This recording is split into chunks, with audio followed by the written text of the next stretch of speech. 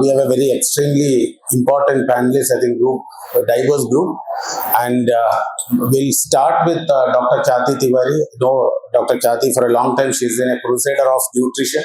For last couple of years, I think she represents UNICEF. I think she works not just in Telangana, but also in AP and Karnataka, and other states. So I'm sure, I think, from her inaugural address, you have heard the type of passion with which she works. So I welcome her to deliver the session. We are putting up the slides. I would like to begin by saying what I think was shared during the inaugural session. Often we look at women's nutrition as one of the vehicles only so that the child nutrition can get better. And I think this is just one part of it, and an important part at that, because that's a responsibility that as women we all bear, and it's also one of the greater influences that we have on the society, that we do get to become the mothers for the future children. Having said that, what are some of those areas that we do need to explore? What are the points in time which become critical, crucial when it comes to influencing nutrition for women? And what are those key aspects that one needs to focus on? And I would like to bring back again, because you all come from varied fields, please do try to identify that one area which you are able to influence for yourself and for many others. I think that itself is a big service that you will be doing to the society, to the larger population. This is also a tagline that UNICEF uses for a lot of the projects that we've done around maternal nutrition: nourishing wombs, nourishing lives. And this is the pivot on which the entire presentation revolves. Can we go to the next slide? Many of us may have heard of the first 1,000-day window of opportunity. Have we heard of this term, first 1,000-day window of opportunity? Now, this is how the first 1,000-day of opportunity or 1,000 day of this window looks like, It starts from the period of pregnancy and continues till the time the child is 2 years of age. And among these, for a larger section, for around 500 days, first 500 days, the child is completely dependent on the mother. First, the child is in the womb, and then the child is exclusively breastfeeding. So the child derives nutrition from what the mother consumes, or the source of the nutrients that the mother has in her body. After these 500 days, for the next 500 days, while the child will start consuming complementary food, the child continues to remain dependent on the mother, because mothers continue to breastfeed. But at the same time, for about 90% of children, mothers continue to remain the primary caregiver. And so, these first 1,000 days are not just important for the child, they are equally important for the mother. And somewhere we are not really able to concentrate our energies on the nutrition of the mother also. There are a lot of evidences that we have of why these first 1,000 days are important. And there are a few things that I would like to share with you today. Now, many of us may already know that brain development starts within utero itself. By the time the child is born, the brain of the child is 70% that of the size of an adult brain. So that means 70% brain development has already happened by the time the child is born. And that is why you may hear a lot of things like you should keep the mother happy, the mother should make sure that she engages herself in such activities which give her happiness and joy, so that the child is at peace, is calm, and is able to get not just nourishment but also get nurture from the emotions of the mother. And after that, between birth till first year, another 15% brain development happens, and by the time the child reaches the preschool age, that is 3 years, another 10% brain development happens. So about 90 to 95% brain development of the child happens by the time the child is 3 years of age. And this is the window in which we do need to take care of the mother as well as the child. And it just does not just look at the food that the mother is eating, but also the environment in which the mother is living becomes of a critical importance to make sure that the child who is born is also healthier but also smarter. Health we measure by the weight of the child. Everybody would ask once the child is born, okay, what was the weight of the child? Something that we are not able to really understand is how healthy is the brain development of the child. And I think that should be the next level of questioning that we should subject ourselves to. Next slide, please. There are a lot of impacts on how the pregnancy period of the mother goes on, because this would have an impact on how the child's nourishment is in future. Now, many of you may already know what a term stunting means. I hope everybody knows what stunting is. Should I just height for age? Height for age. Thank you so much for that. Height for age, and this refers to physical measurement of stunting. But stunting, is it just physical? Stunting is not just physical but also cognitive.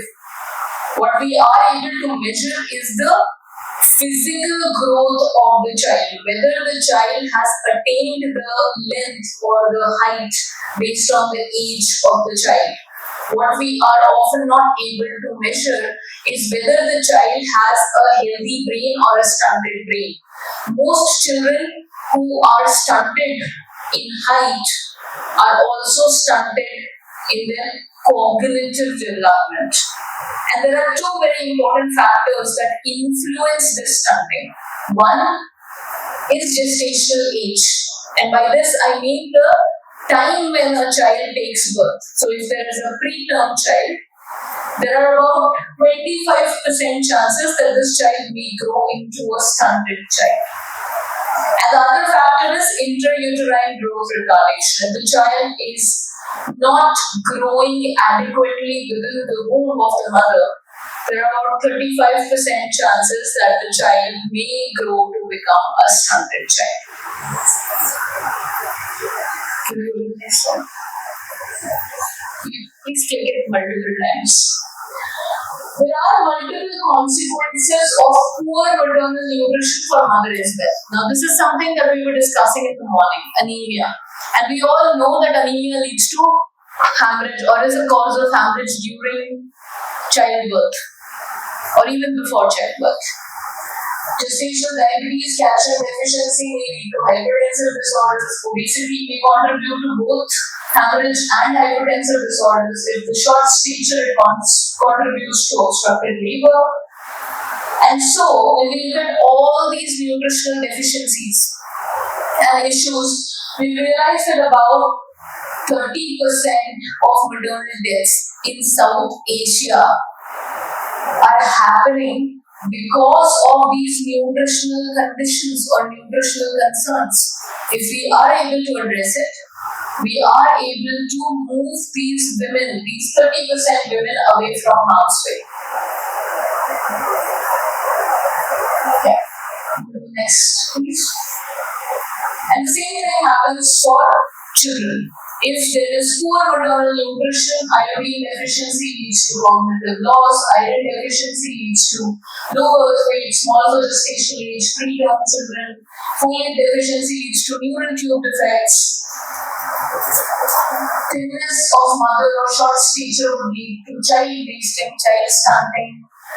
Obesity similarly contributes to both child stunting, wasting, and child overweight. And this is a nexus.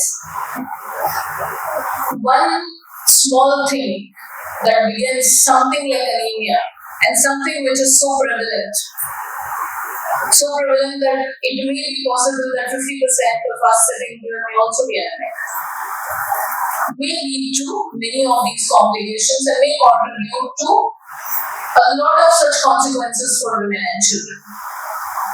So having known that this is the contribution that happens, where do we stand?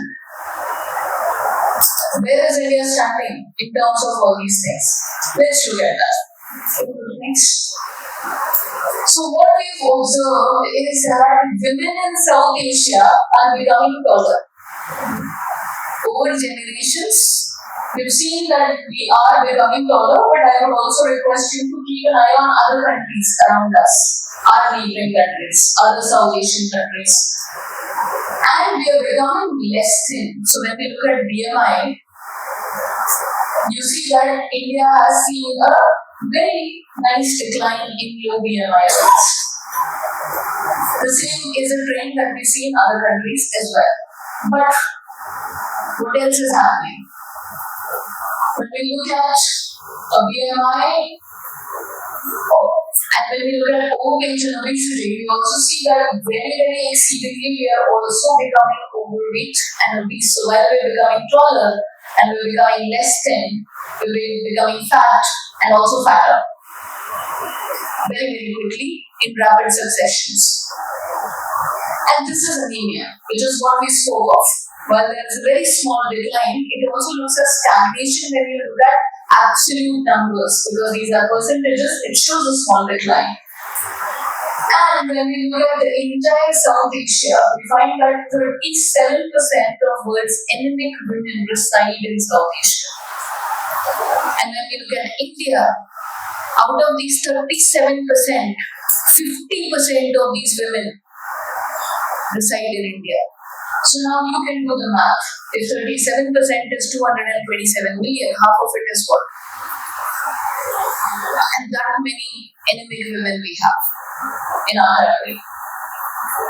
So let's also base ourselves on context in South Asian countries. And why I'm saying South Asian countries and not just India is so that we can contextualize ourselves. And this is also a forum which is one of its kind in the South Asian countries. So we might as well look at what our other neighbors are looking like and performing.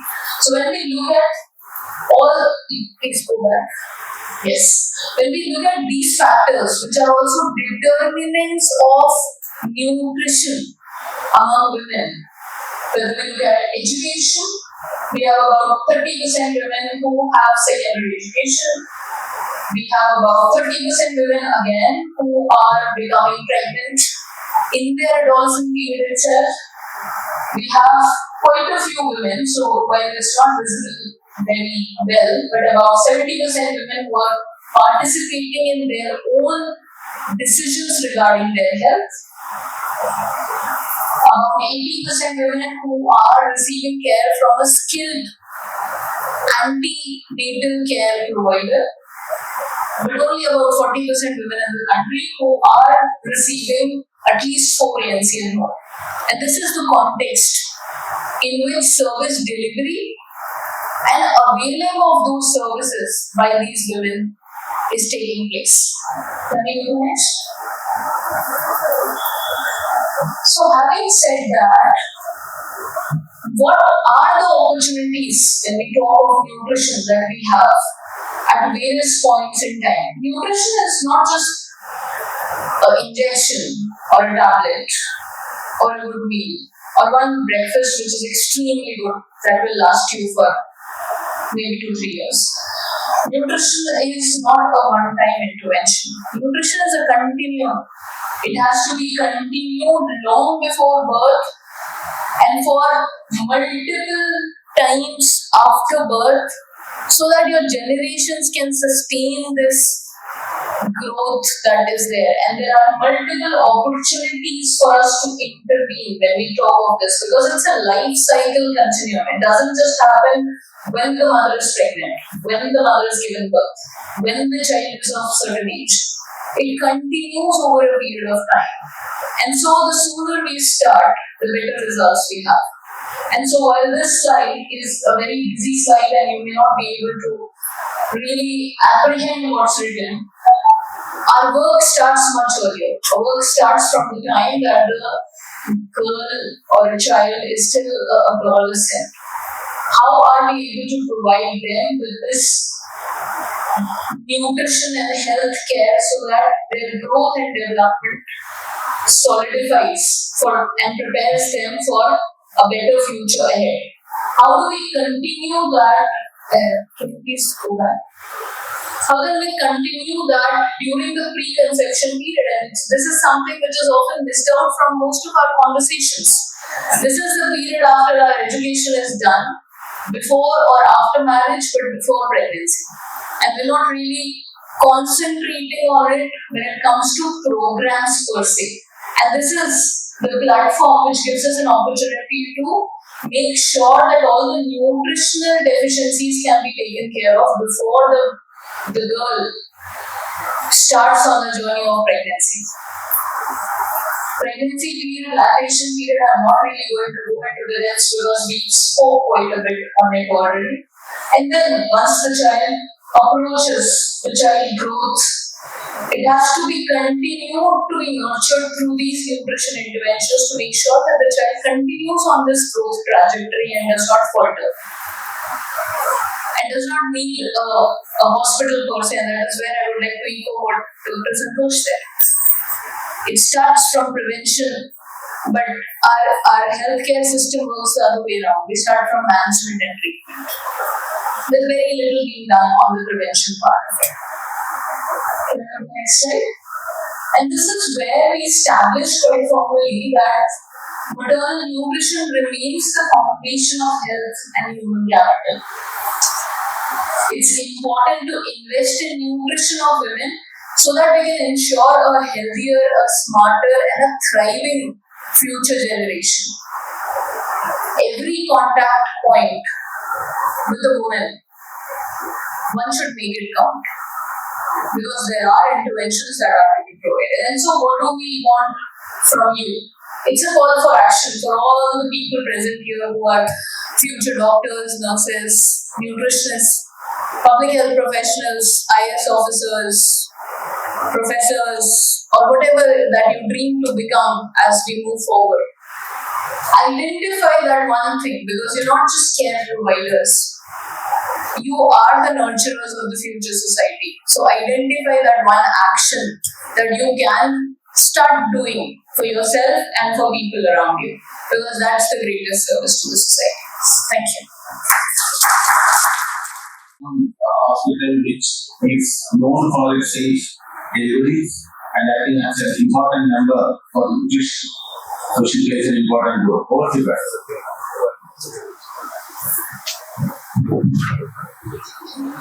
Thank you, Professor Shubham, and everyone. So after that wonderful intro to maternal nutrition from Dr. Dhaatri, which has actually set the context of where we stand as Dr. Dhaatri rightly said, not only in India but the whole of South Asia. I would now go into really what is the nutrition or the nutrients per se that we are looking at these important phases. So I will be sharing my work, oral work, sharing with you what evidence has about what should be the nutrition starting right from preconception. So when we're talking of maternal nutrition, we are definitely talking of starting from much before the woman is pregnant and moving on to the 3 trimesters of pregnancy.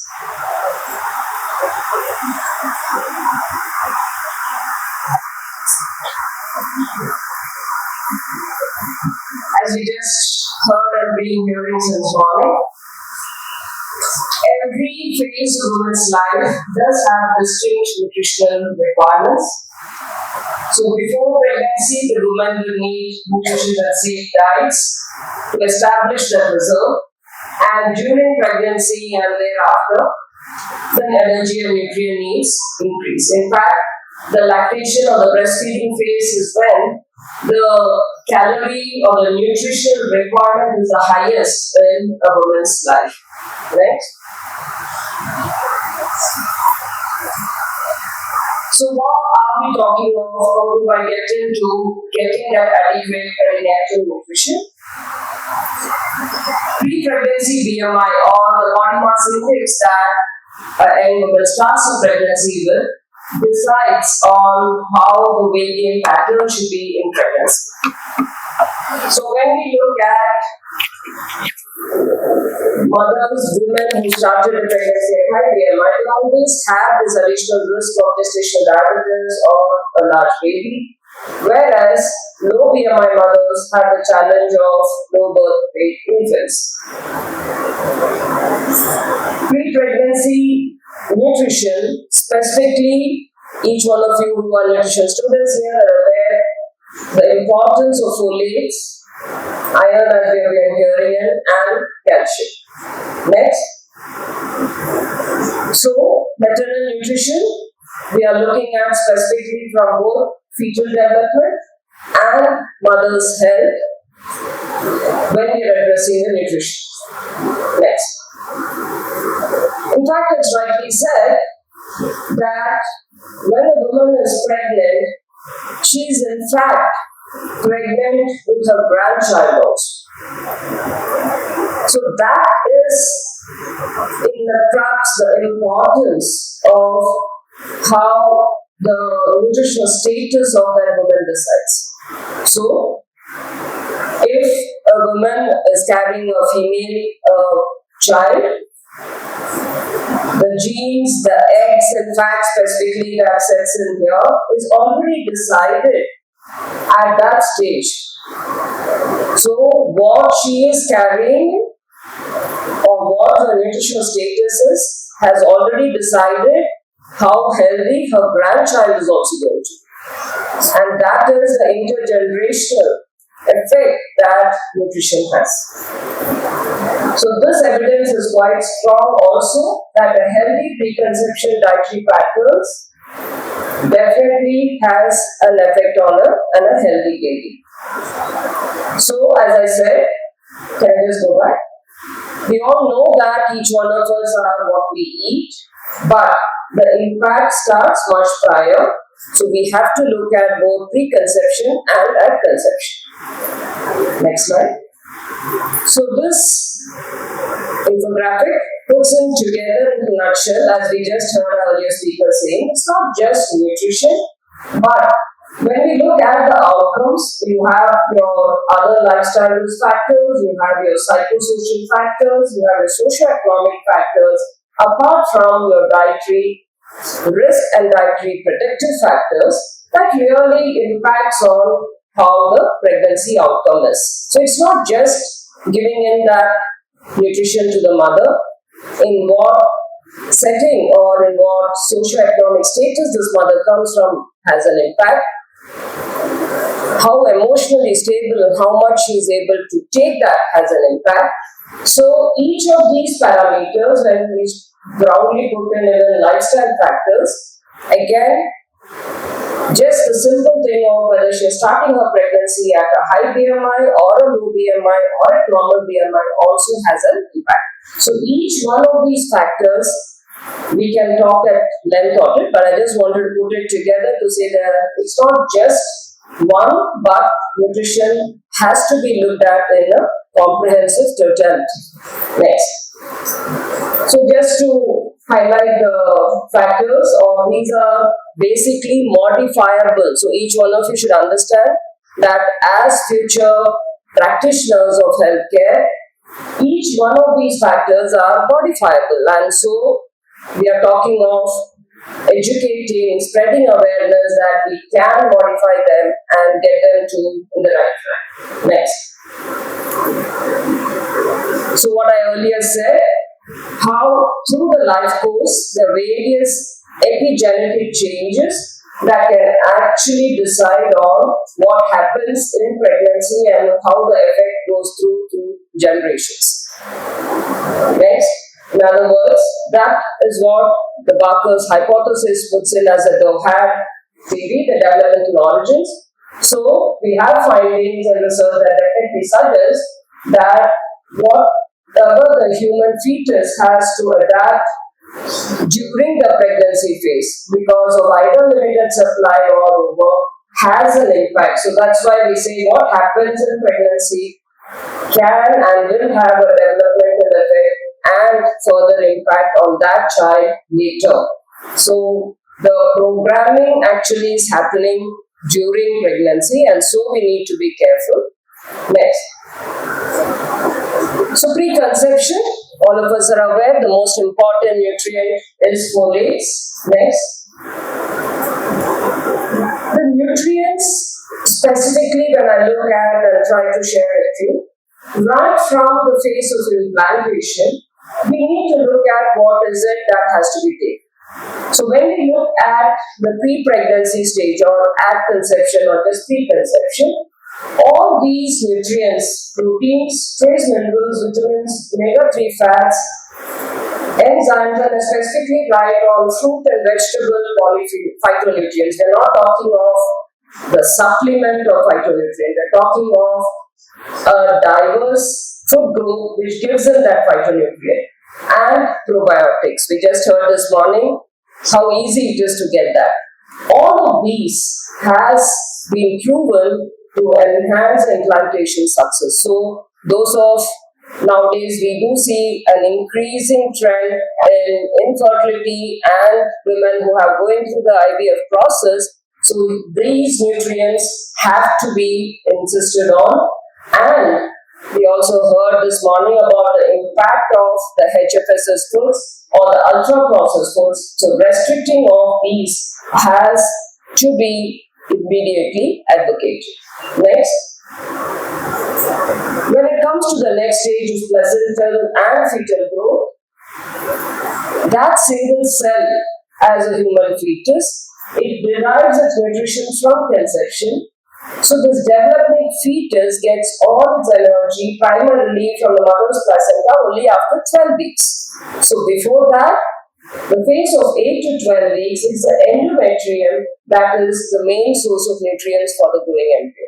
So again, getting back to the uterine endometrium, again, how healthy it is, goes back to the women's nutrition, and hence that decides how healthy that concept is for the first trimester is. Next. So, once the concept is in, what should be the nutrients now for this first trimester? So the organs that it is basically a stage of organ development. So when we look at nutrients for each of the organs, copper and magnesium, basically looking at the sources. As a practicing dietitian, I would like you all to look at the food groups that support all these nutrients. So they are whole grain cereals, organ meats, green leafy vegetables, folates, of course, green leafy vegetables and whole egg. For the nervous system, it's calcium, iron and vitamin D, which can be got from again green leafy vegetables and soy products, oily fish, and of course the whole egg. I'm stressing on whole egg because in practice now I always get to see young mothers coming back telling that they want to eat the egg whites, and they very proudly come and tell me, oh, I'm eating egg, but I'm eating only egg white, and I wonder why. And they say, no, I thought yolk is not good, yolk is bad, and that's the trend now.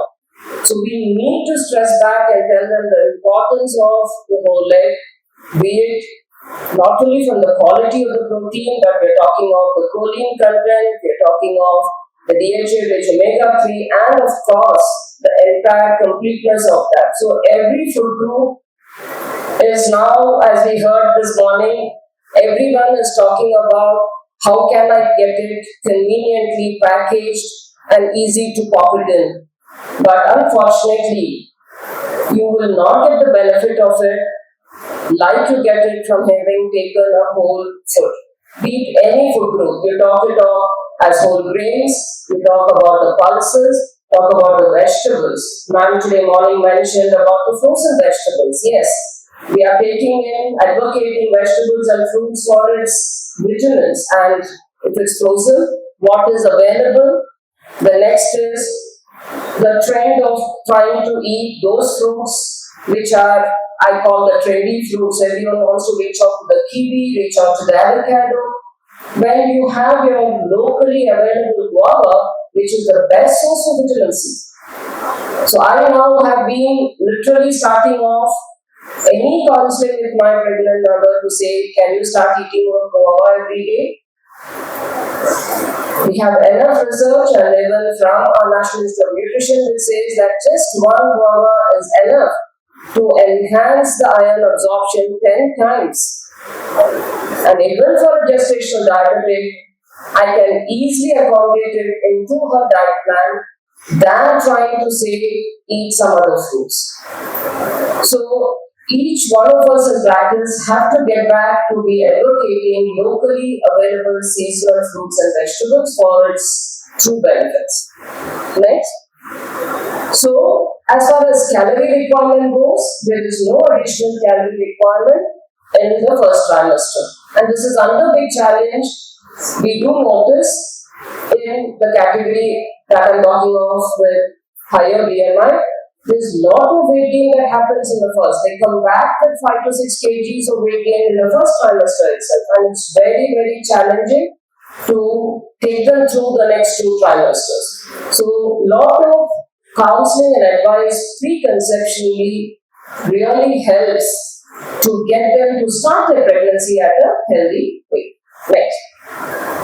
Of course, first trimester has the common concerns and we need to modify the diets accordingly. Nausea, vomiting, hyperemesis or bloating or flatulence. So, the basic nutritional intervention would be to avoid dehydration or support.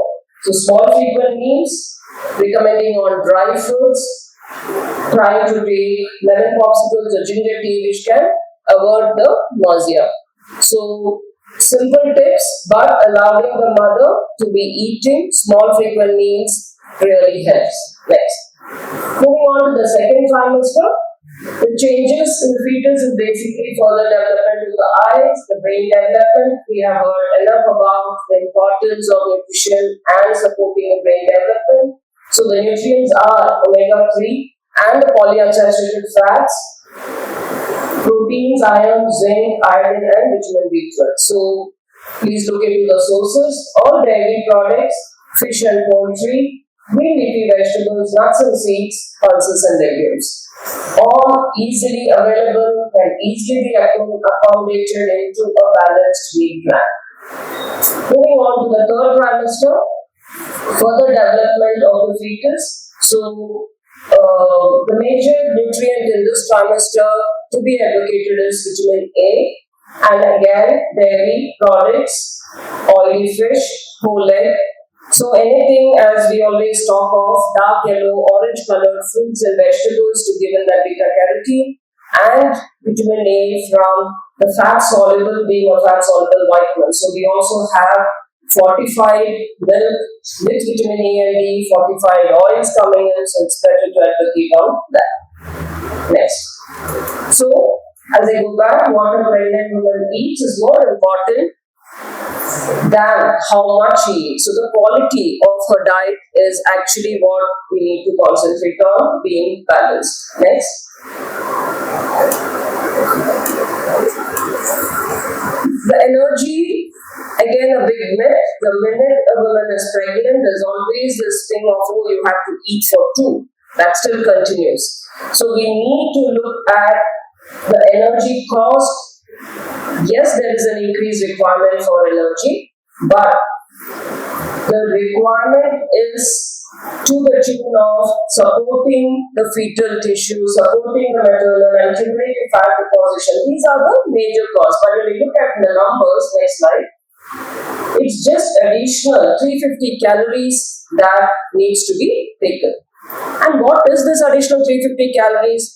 For a sedentary woman who is already being recommended as 1660 calories, you just have to add on an additional 150 ml of milk, an additional cup of rice or chapati, an additional egg and a fruit. So to the day's meal, just this intake is more than enough to get that additional 350 calories. It's not that she has to overeat. And that will definitely come in with an increased appetite and she has to eat. So the best advice is continue to eat to appetite. As appetite builds up after the 4th, 5th month in the second trimester, they can increase on their intake accordingly. Next. The third trimester, a little more, but again we will look at only adding on that additional fruit. So multiple small frequent meals of the right combination of foods is always to be advocated. Next. Going into specific nutrients as well as carbohydrates, again I need to stress that in pregnancy, minimum of 175 grams of carbs has to be taken. Even yesterday I had this young mother who asked me, "Ma'am, I was on a weight loss diet before I conceived, intermittent fasting. I feel very heavy now when I'm eating carbs. I don't want to eat." It's literally become is it a fad diet or is it just that the feeling? Young mothers don't want to take carbs. They believe that just eating proteins help. Unfortunately, no. So, for the proper brain development of the fetus, it's minimum 175 grams even for a gestational diabetic. Do not go below 50% of the calories has to come from carbs. Yes, for a gestational diabetic, we move it down to complex carbs, but otherwise, a healthy pregnant mother should get all the carbs. Proteins, basically an additional of, it's not again too much. Everyone comes up with, "Ma'am, should I give 1.2 grams per kg body weight, 1.5? Not required. Please look at dietary protein options. It just comes to 67 grams for a 60 kg woman and accordingly.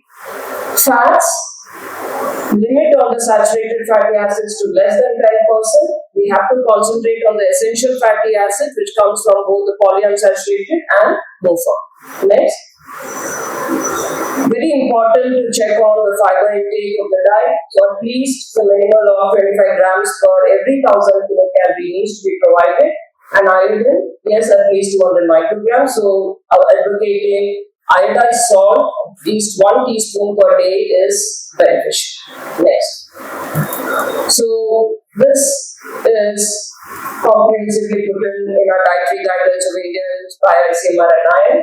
So if you look at each of the food groups, definitely a balance of a diet can be possible when we distribute this. So if you look at fruits also, again, 150 grams per day. I find this also going overboard by our mothers. The minute they are pregnant, they think they have to eat all the fruits available.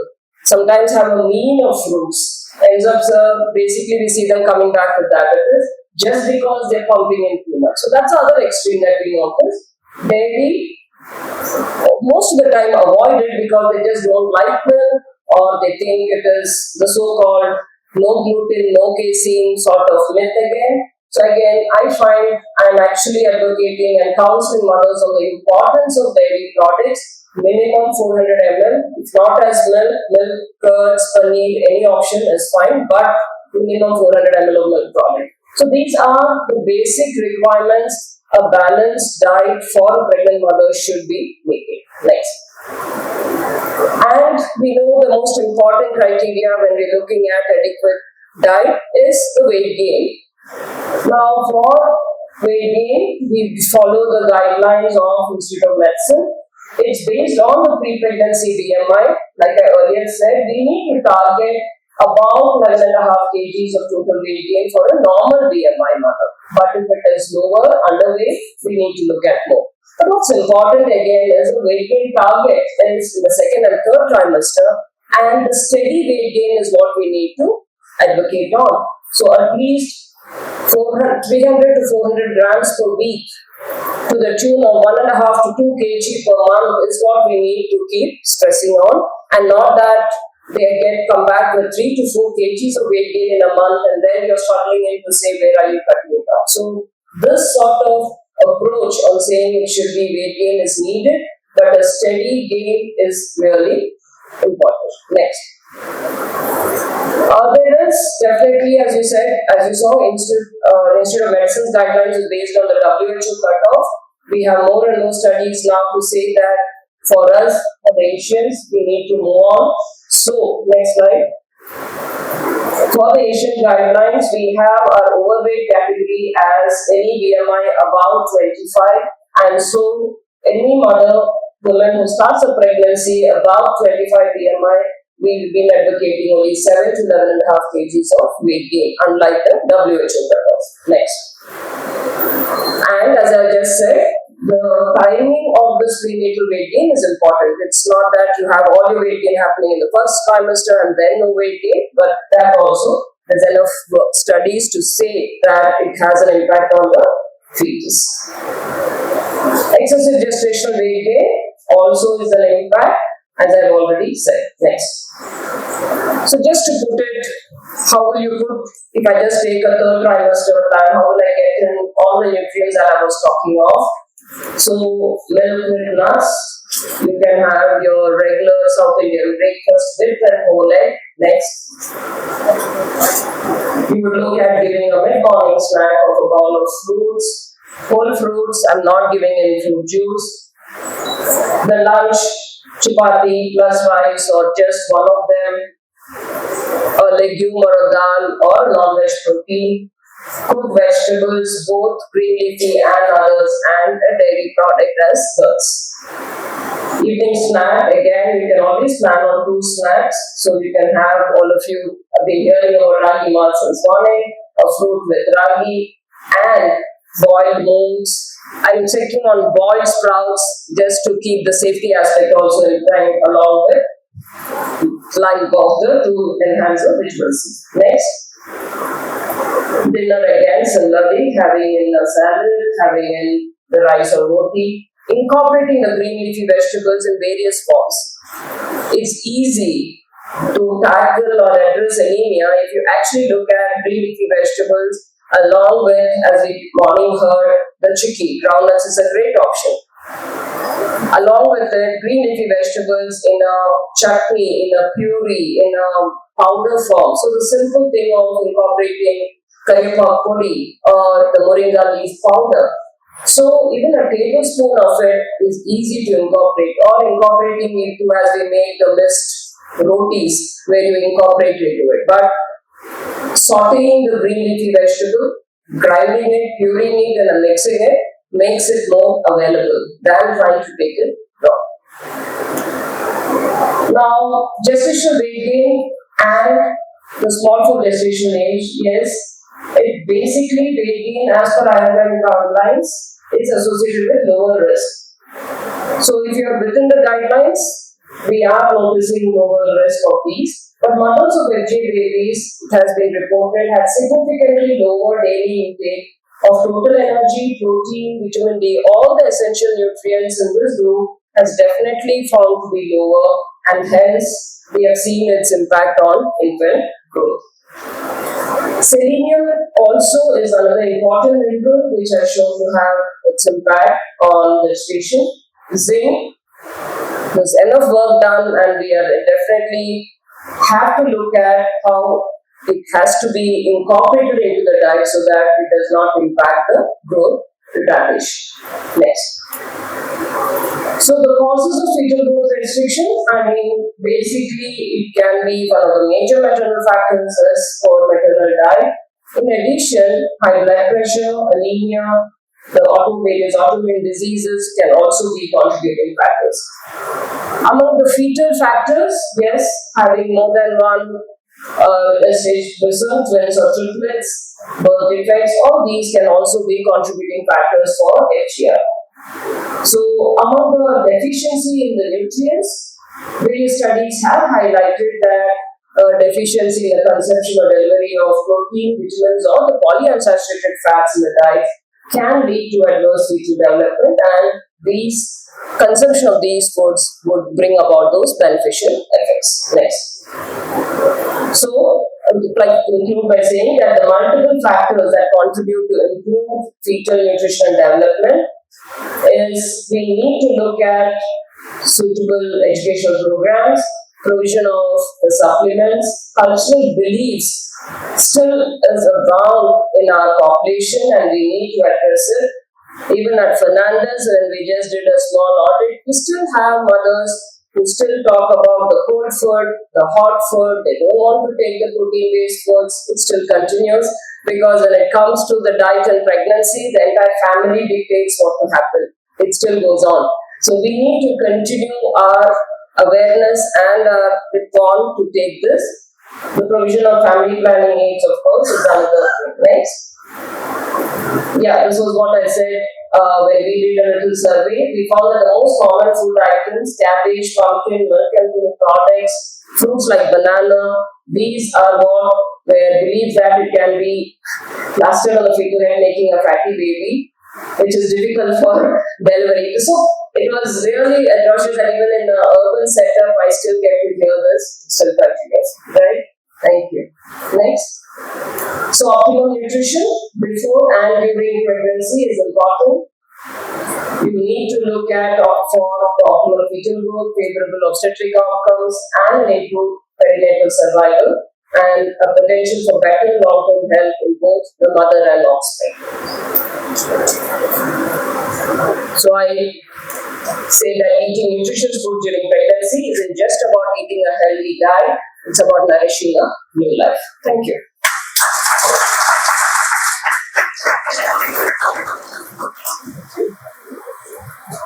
Thank you for the very detailed presentation.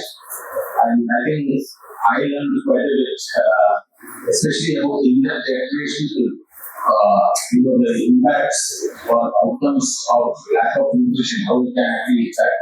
And I think she also talked about the different stages what sort of food we cover. So very, very useful presentation and a lot of once again. Round of applause. We will now go to our last. We will take a couple of questions depending on the time after that. Because Dr. Govinda, she represents the institute earlier with the set. So he has also published an overview. Very good morning. I think still good morning. So, first of all, I would like to thank the organizer, especially Dr. Sushena, Dr. Santoshi, and the entire team for inviting the agriculture expert and crops, especially in the thinking course. So, I'm come from their program called Harvest Plus, which is jointly coordinated by CGIAR and especially International Food Policy Research Institute. So this program has been working for last 20 years. And by now, they have developed several varieties of the staple crops what we eat every day. And this how is going to contribute in terms of maternal as well as child, including adolescent girls and boys nutrition. So I would like to take this opportunity to make better use of the time and give you what really we are doing, and this is really making sense. We can join hands to deliver better nutrition, especially among the rural poor and the areas. So biofortifications, many of you know, some of you understand that it is well-defined strategy, and it's a science-backed strategy which gives improving nutrition, improving essential bioavailable nutrition in the staple food crops. It's not the entire body of the crop, especially the edible parts of the crop, which can have a measurable health impact on the human body after regular consumption. So I repeat, regular consumption, as this says, will improve better nutrition and thereby health. So that is called the biofortification. Just as synonymous like the fortification, only the approach is different. The biofortification is a natural way. It's not the post-harvest technology. So once it is invested, once it is ingested through genetics, so it's carried forward generation after generation. So the slides is to give you an example how agriculture contributes the base for nutrition in urban populations. If you see the agriculture contributes more than 50% because we consume a lot of staple, although we consume a lot of nutritious food, but comparatively consume larger quantity of rice or wheat or whatever it's lethargy. So the staple food is the basic. So therefore, we need to retain the native nutrition of the crop by improving the yield. By increasing the yield, we may lose the better nutrition by chance. So the biofortification program take care of that to ensure at least maintain the nutrition of some of the major crops.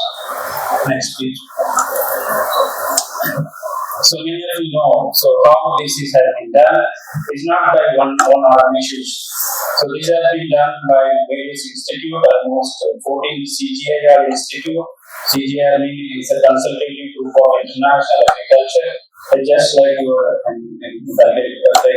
first example is ICMR like in India. So this is for global in agriculture. So they take the annual, investment plan. And what are the area they can invest. So biofortification is the only challenge program that survives more than a decade. So the purpose is still not addressed, but this is the time for mainstream nutrition from agriculture to the human nutrition. So with that, many of you as a nutrition, as a medical practitioner, and we have a question of, okay, how do you biofortify?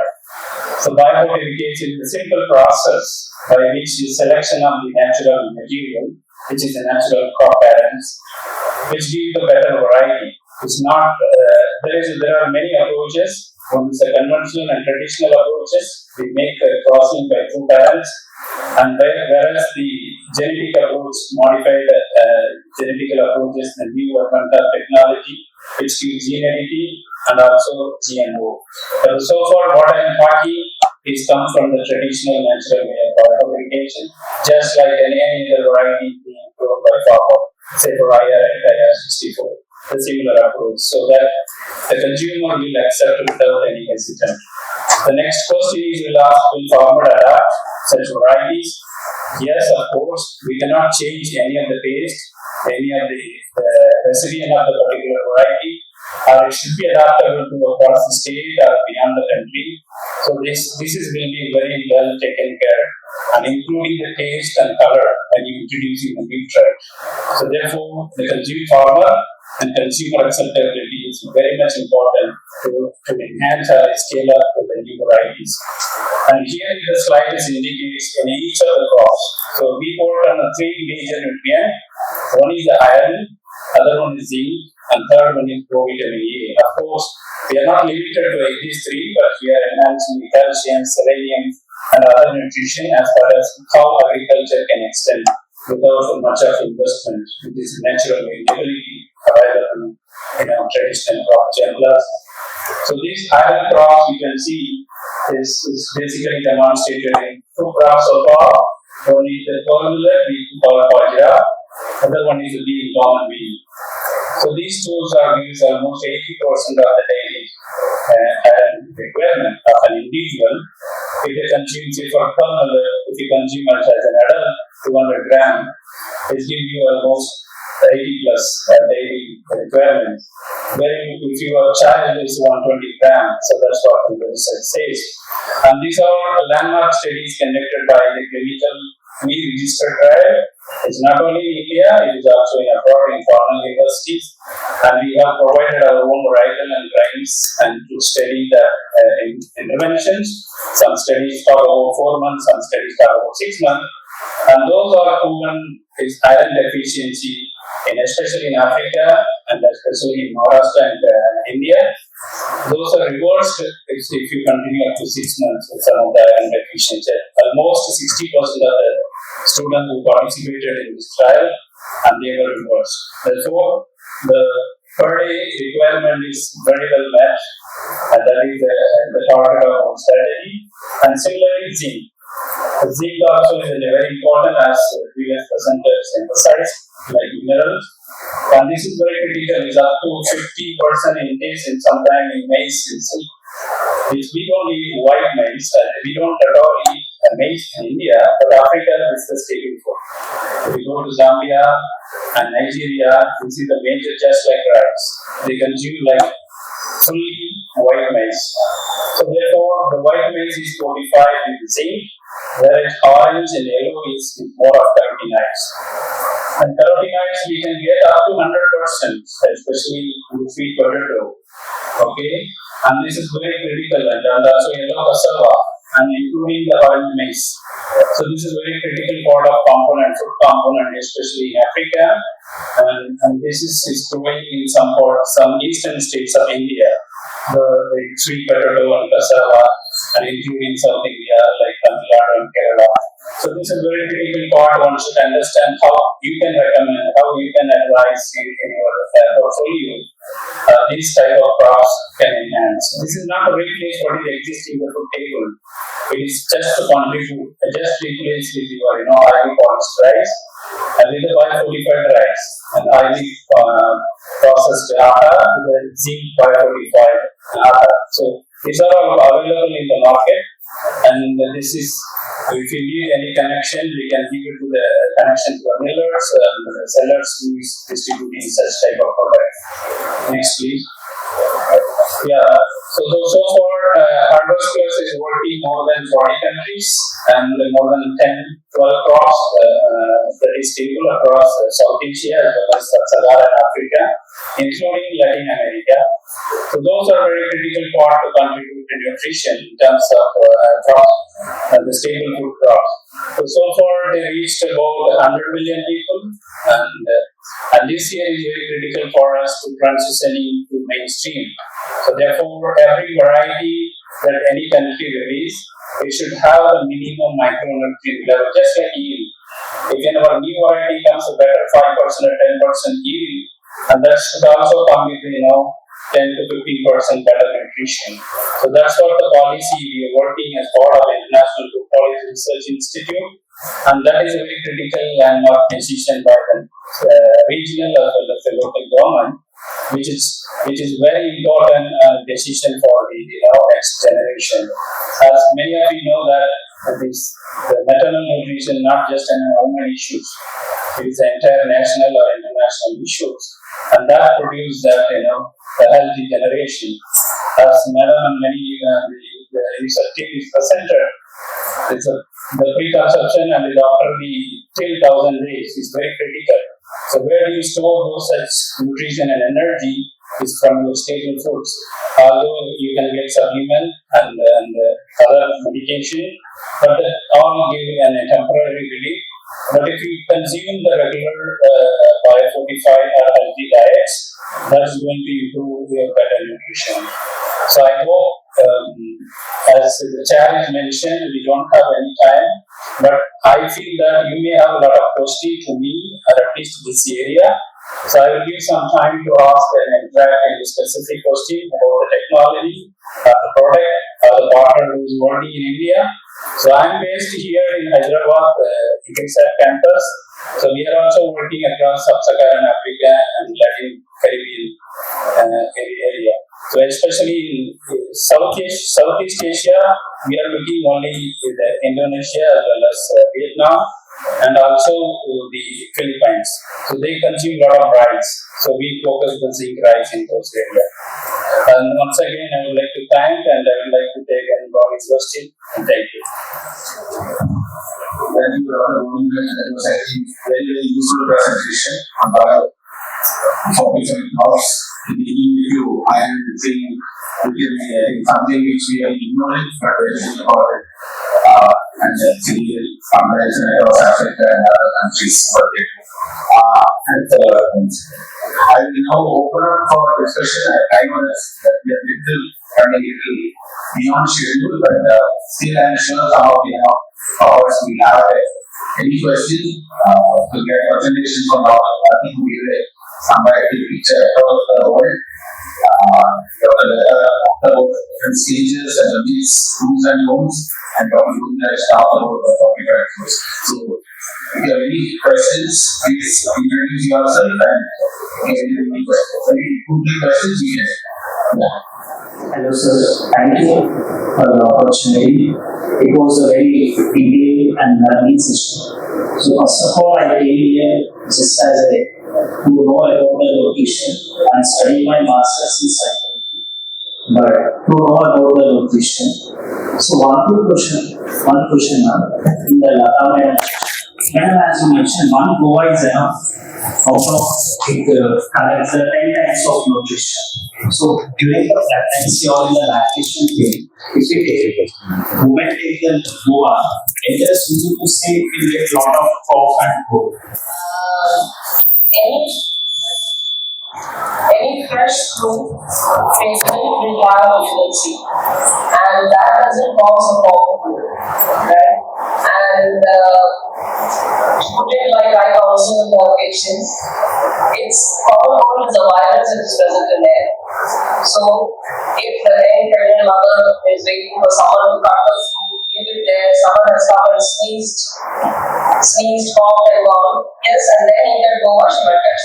Okay, that's how it spreads, and it doesn't spread from the food unless the person is already allergic to certain things. So if she is earlier itself before pregnancy, she knows that okay, if I eat an orange, I'll catch I so these are the comments that they keep telling.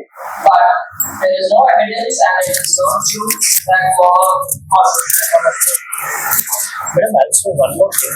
You also mentioned about the lime water in the evening, particularly. Lime. Same thing with lime. Again, if you are looking at all non-heme iron sources, okay, plant-based iron-rich foods, they are called the non-heme iron sources. Like you have the beans, the legumes, they also have iron. So these non-heme iron sources need for enhanced absorption ascorbic acid, vitamin C, and so that's why the traditional practices when you're eating a cup of sprouts, you squeeze some lime over it. When you're eating poha, which is again rice flakes into sows, you squeeze lime. So that sort of addition of lime to an already cooked product will help in enhancing iron absorption. Okay. Madam, also one more thing is that you've shown the very beautiful structure meal plan during the morning, afternoon, evening. So recently my wife given to birth. So entire 9 months I visited hospital. So with the nobody in the hospital they mentioned this is the suggested plan. So and so. So I don't know whether I can ask this question or not. I'm very sorry. No, it's not that. It's basically for the trend in our country still continues that when you meet your gynecologist or obstetrician, you expect them to tell you what the diet the mother should eat. And so the gynecologist would not have time to go into the depth of talking of this, right? It is the information chart, whatever. Yes, that can be provided. And as far as what I showed you, the ICMR National Nutrition has come up. You can just go and search it for dietary guidelines for Indians. Okay. It is available online. You have for pregnancy, breastfeeding, children, or also standard plans that are available. You can always access them. Yes, because one more thing, madam, for the consultation, I also visited the Fernandez Buglakunta. Within the 9 months, no doctor had said you need to visit so and so website. No gynecologist. And also alternately at the second checkup, I also visited one more gynecologist at my home. So initially checkup I used to there, and also I also at the same time I say cross check here. Finally, but it was surprising for me. 2 gynecologists I visited in a 9 months of course, but no gynecologist said you need to visit NIM. The practice was completely missing, madam. Noted of it, we'll look at it. Yeah, I'm sorry, I don't know, this is not the stage, but I want to tell the ground reality, what is happening. Yeah, thank you. Thank you. Thank you all the panelists. Excellent discussion. My question to Vikas, your Dr. I'm a pediatrician. I'm Vijay. So, you nicely told about the constitution of iron and stuff. Unfortunately, not many pediatricians even aware of that we can recommend. What we usually give the advice we write the iron syrup, we give the iron rich food, but I wasn't aware. So the question to you is how this information is disseminated, how, and one of the other thing is the trust is not much in the society at the moment, because anything coming as a new, people are questioning as it is got a commercial angle to it rather than genuine nutritional value it. So I stop it there. Thank you. Thank you. It's a very good question. So as I mentioned, in 20 years of experience, partners program working with almost 800 plus partners across the global south.